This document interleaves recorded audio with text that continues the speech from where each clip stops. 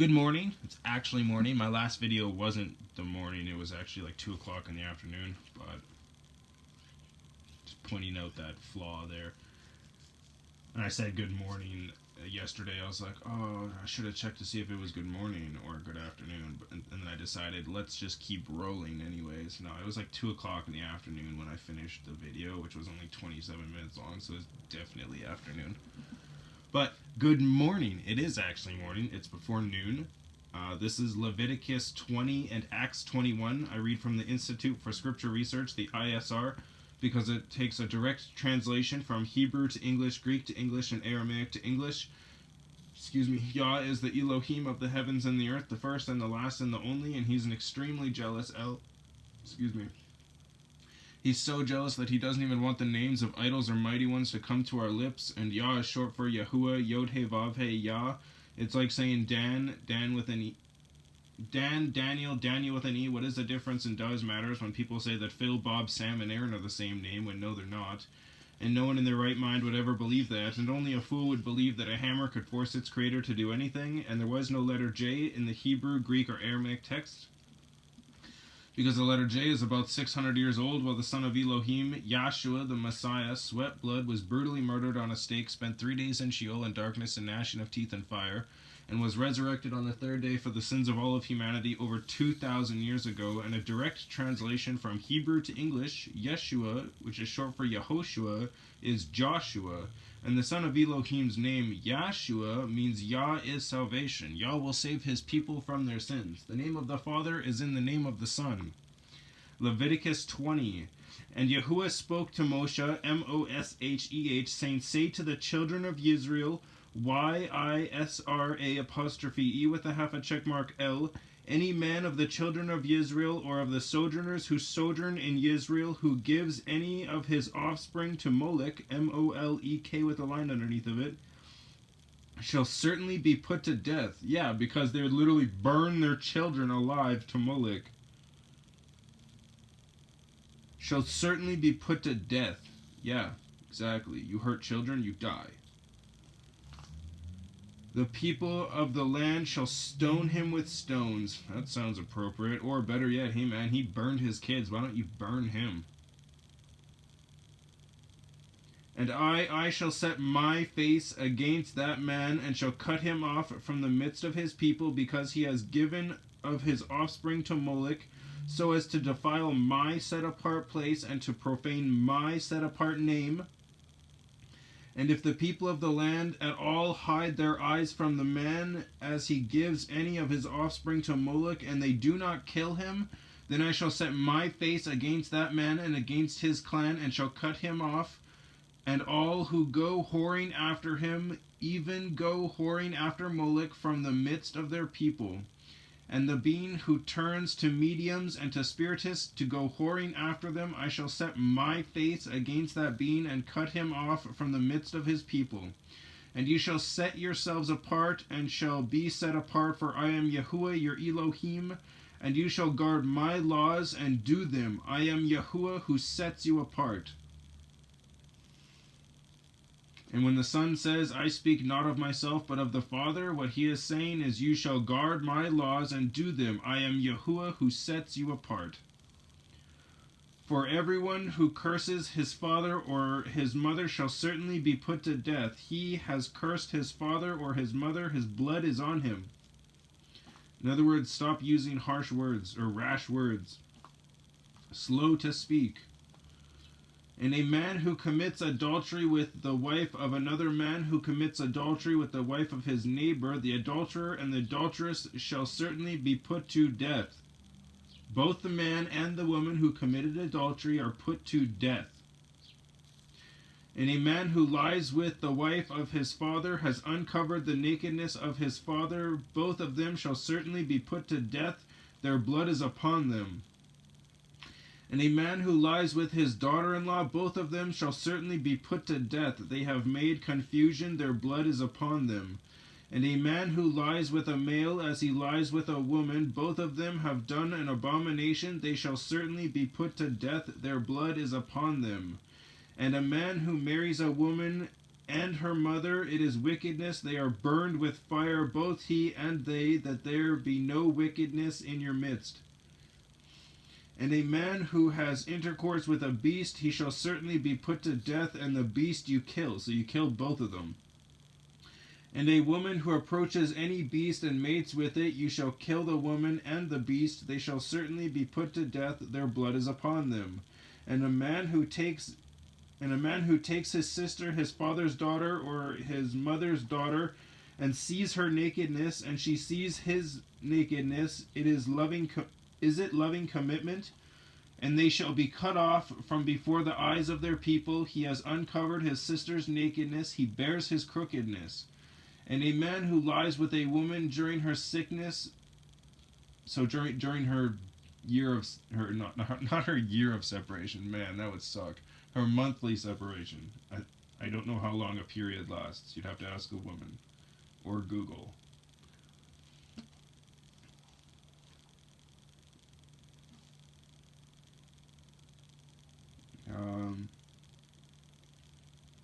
And a man who lies with a woman during her sickness and uncovers her nakedness, he has laid bare her flow, and she has uncovered the flow of her blood. Both of them shall be cut off from the midst of their people. So you're not supposed to have sex with someone who's having their period, and I can totally see why. That is, like, disgusting to even think about. I'm just going to continue before I throw up. And do not uncover the nakedness of your mother's sister, nor your father's sister, for that is laying bare one's own flesh. They bear their crookedness. And a man who lies with his uncle's wife, he has uncovered his uncle's nakedness. They bear their skin, they die childless. And a man who takes his brother's wife, it is uncleanness. He has uncovered his brother's nakedness. They are childless. And you shall guard all my laws and all my right rulings, and do them, so that the land where I am bringing you to dwell does not vomit you out. And do not walk in the laws of the nation which I am driving out before you, for they do all these, and therefore I loathe them. But I say to you, you are going to possess their land, and I myself give it to you to possess it, a land flowing with milk and honey. I am Yahuah, your Elohim, who has separated you from the peoples. I remember when I was a kid, my sister said peoples, and I'm like, it's not peoples, it's people. And then my foster mom was like, actually, you're both right. It could be peoples and people. And I was like, no way. What a weird thing to say, peoples. But peoples is in, like, more than one person. But then people, still more than one person. It's just a different way of saying it. And you shall make a distinction between clean beasts and unclean. And where is that? Leviticus 13. Go read it. Or Leviticus 11. Hold on. Did I just have a brain fart? Yeah, Leviticus 11. What's Leviticus 13?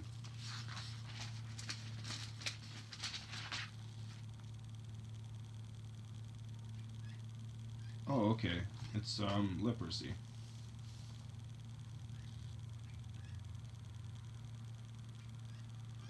And you shall make a distinction between clean beasts and between unclean birds and clean, and do not make yourselves abominable by beast or by bird or whatever creeps on the ground, which I have separated from you as unclean. And you shall be set apart to me, for I am Yahuah.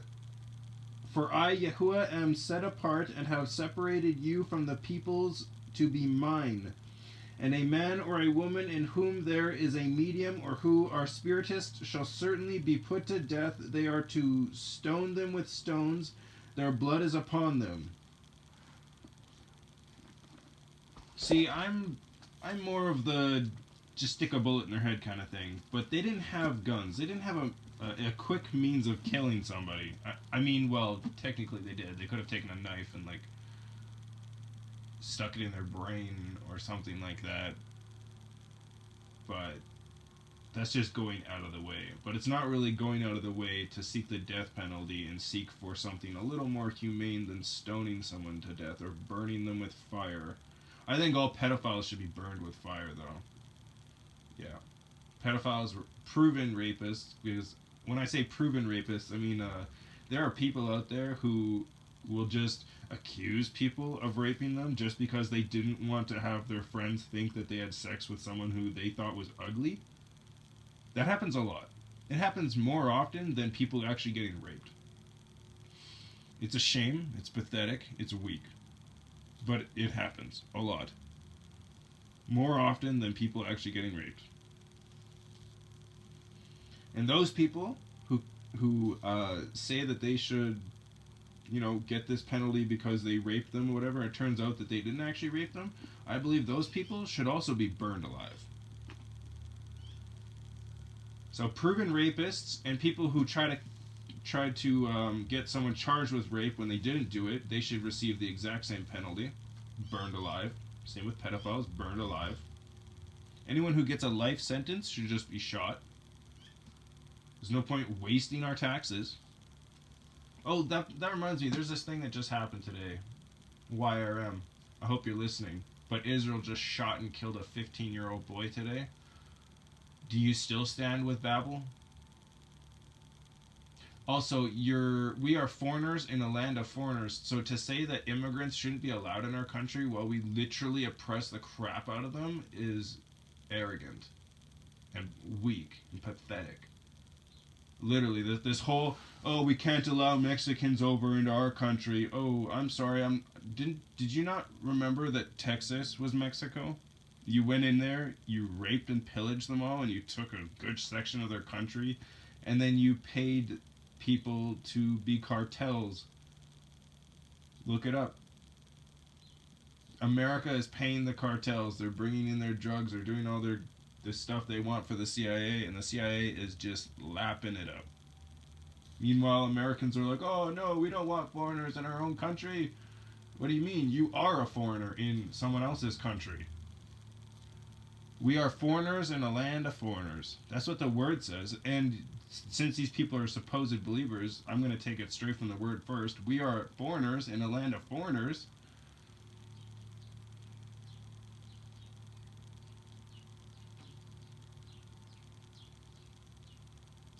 Our chickens are just coming home to roost. You got a problem with that? Maybe you should have stood with the people a long time ago. But America's chickens are coming home to roost. Canada's chickens are just coming home to roost. All the stuff we've done overseas is just coming back on our own heads. And people don't like it when things happen to them after they do things to other people. They still believe, oh, we have the right to defend ourselves, even though, we fired the first shot. It's like pulling out your gun, shooting your neighbor's dog, and then being like, oh my goodness, and having them pull out their gun on you, like, oh my goodness, I feared for my life, shoot him too. No, you shot the neighbor's dog. You deserve to be shot. Not continue your killing spree. It's not freedom when you pull the trigger first. It's not freedom when you start the problem. All those people of Mexico deserve freedom in Canada. Canada, America. We're the ones that oppress them. Do not oppress your neighbor, the word says. Acts 21, and it came to be when we had torn ourselves away from them and had set sail, we ran a straight course and came to Kos, C-O-S, and the next day to Rhodes, R-H-O-D-E-S, and from there to Patara, P-A-T-A-R-A, and having found a ship passing over to Phoenicia, Phoenicia,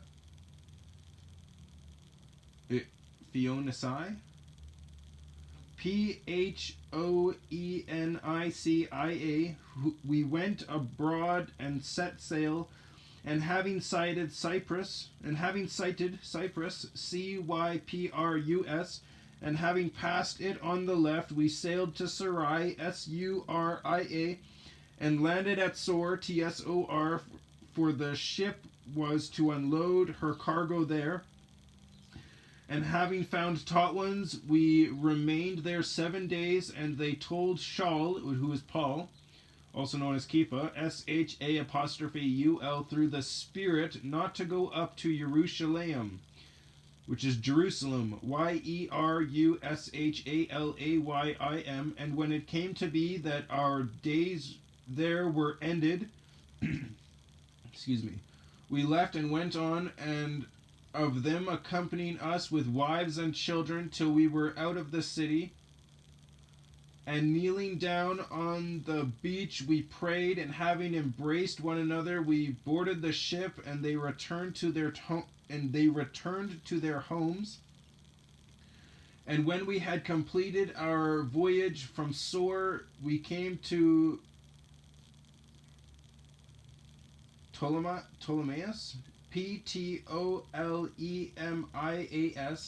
and having greeted the brothers, we stayed with them one day, and on the next day we left and came to Caesarea, Caesarea, and went into the house of Philip, Philip, the evangelist, who was one of the 7, and stayed with him. Now this one had 4 maiden daughters who prophesied. And as we were staying many days, a certain prophet named Hagab, H with a dot, AG with a line on top of it, AB with a line underneath of it, came down from Yehuda, so the tribe of the Jews, Yehud with a line underneath of it, AH. And having come to us, we took the girdle of Sha'ul, bound his own hands and feet, and said, Thus said the set-apart Spirit, Thus shall the Yehudim at Jerusalem bind the man who owns this girdle, and deliver him into the hands of the nations. And when we heard this, both we and those from that place begged him not to go up to Jerusalem. And Sha'ul answered, What do you mean by weeping and breaking my heart? For I am ready not only to be bound, but also to die at Jerusalem for the name of the Master Yahshua. And as he could not be persuaded, we ceased, saying, Let the desire of the Master be done. And after those days, having made ready, we went up to Jerusalem, and also some of the taught ones from Caesarea, sorry for butchering all this, went with us, and brought with them one Mnason, Mnason,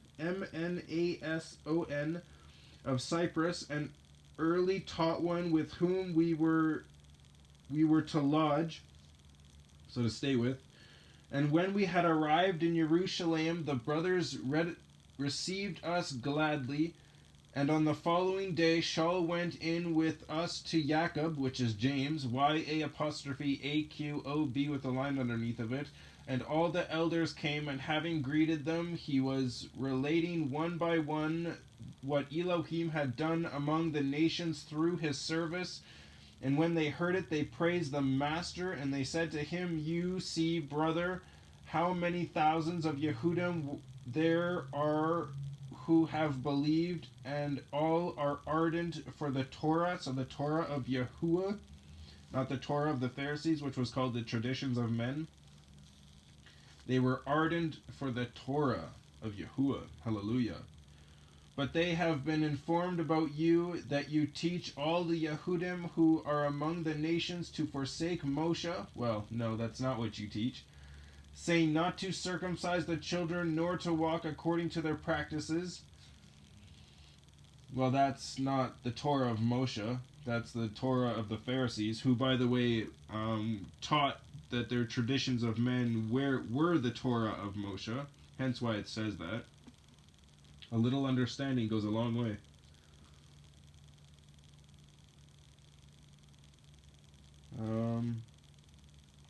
What then is it? They shall certainly hear what you have come. So do this, what we say to you. We have 4 men who have taken a vow. Take them and be cleansed with them, and pay their expenses, so that they shave their heads, and all shall know that what they have been informed about you is not so, but that you yourself also walk orderly, keeping the Torah of Yahuah. But concerning the nations who believe, we have written and decided that they should keep themselves from what is offered to idols and blood, and what is strangled and whoring, Then Sha'ul took the men on the next day, and having been cleansed with them, went into the set-apart place to announce the completion of the days of separation until the offering should be presented for each one of them.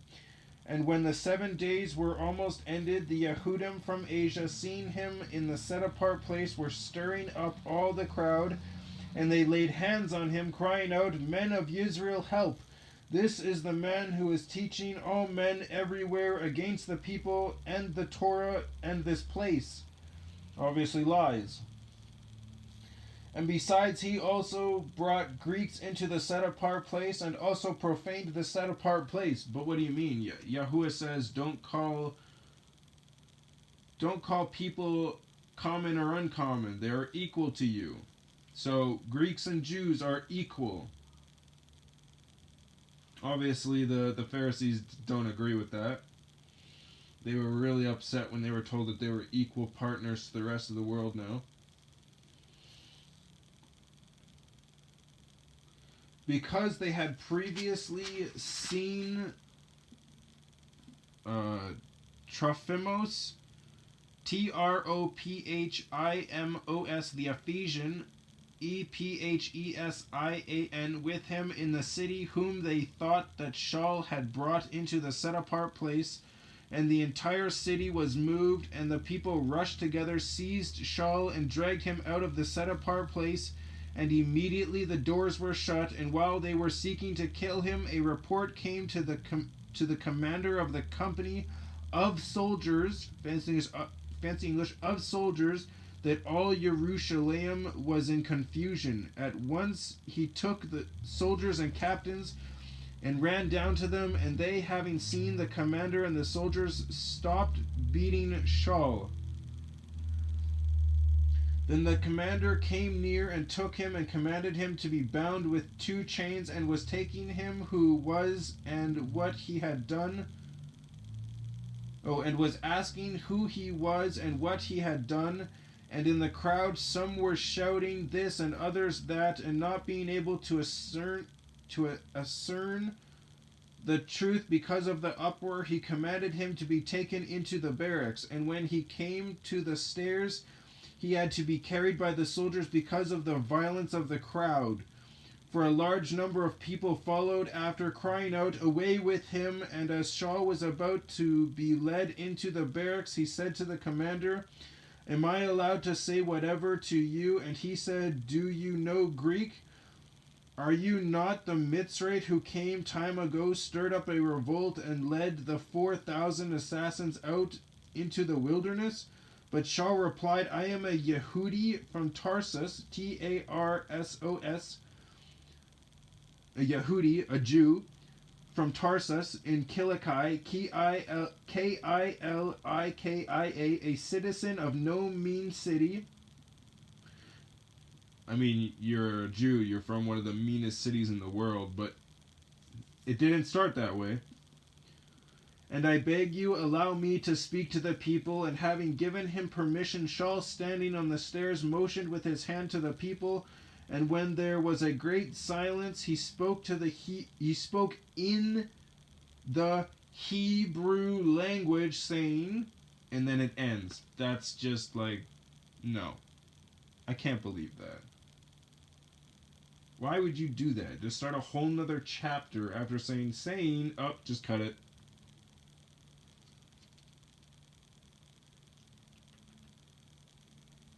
Yeah, the whole next chapter is him talking.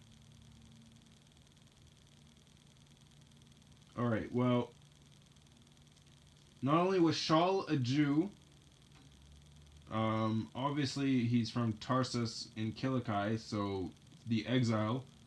He's not from Israel, but he's one of the tribe members of Israel, from the tribe of Yehudah, Jews. And he spoke Hebrew. Not only that, but he knew Greek. But he was a Hebrew who spoke Hebrew, who wrote Hebrew. Sha'ul's writings are Hebrew. And again, yeah, he can speak some Greek, but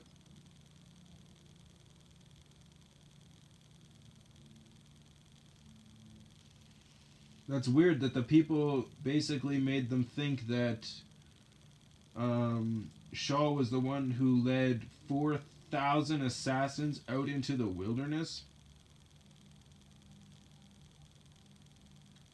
I don't know how you can mistaken someone of the word of Yahuah with that, but clearly the Pharisees pointed out big lies to try to get him arrested, and the people, not knowing better because they're stupid fools, which is why they were exiled in the first place, because they bowed to the Pharisees. If they had just done what Yahuah had commanded and not their own ways, they would still be the tribe of Israel. Although I'm pretty sure they would be like half the world. In my opinion, thinking about it, like probably about half the world, because Yahuah said that their nation would become so great, so numerous, incountable people, like sand of the sea. And they threw it all away for some idol worship and some whoring and murder and greed. They literally let their own greed get in the way of their own salvation. And then they tried to force everyone who didn't follow in their way to just live in shame. How dare you not follow our ways? They're the ways of Moshe. No, they're not. So when the Messiah abolished these words from Moshe, you can't see my quotations, but they're quotations. They weren't the laws of Moshe, they were the laws of the Pharisees.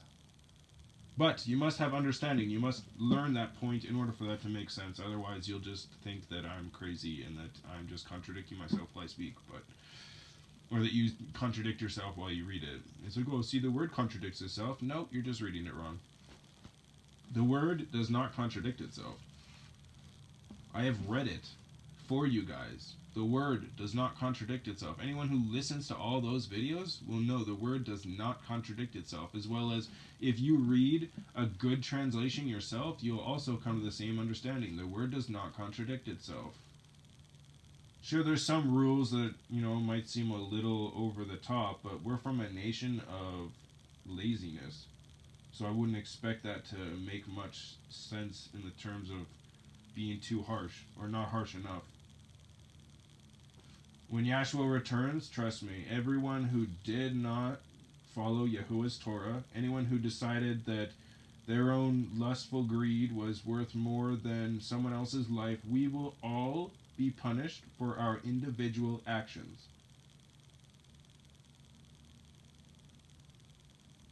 Killing people overseas so that you can have a few resources isn't freedom. We are all accountable for our own actions. In defending terrorists, you are accountable for your own actions. Don't forget that. When you defend your family because they're family, even though they're murderers and rapists and pedophile supporters, you are accountable for your own actions. Your feelings mean nothing to me. Facts are everything. But without love, you have nothing. So thank you, Yahuah, for that. I hope you enjoyed today's daily reading. Well, yesterday was today's daily reading because I did 2 of them, but I wasn't sure if I missed any this week, so there's that. But I think that I'm feeling well enough that tomorrow I can probably do 7 daily readings for the week. But so I want to keep doing that. At least 7 daily readings on the Sabbath for the week. And then if I don't work or if something comes up and I do work, then I've done it. But if I don't work, then I can do another set or like some more, So do 7. That's for the week. If I work, then I've done my 7. If I don't work, I can do more.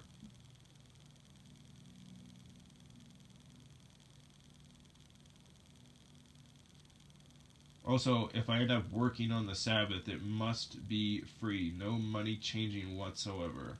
I did not work for a wage. I worked for nothing. It's a Sabbath. Don't change money with me. Don't talk about money with me on the Sabbath, because I won't talk to you about it.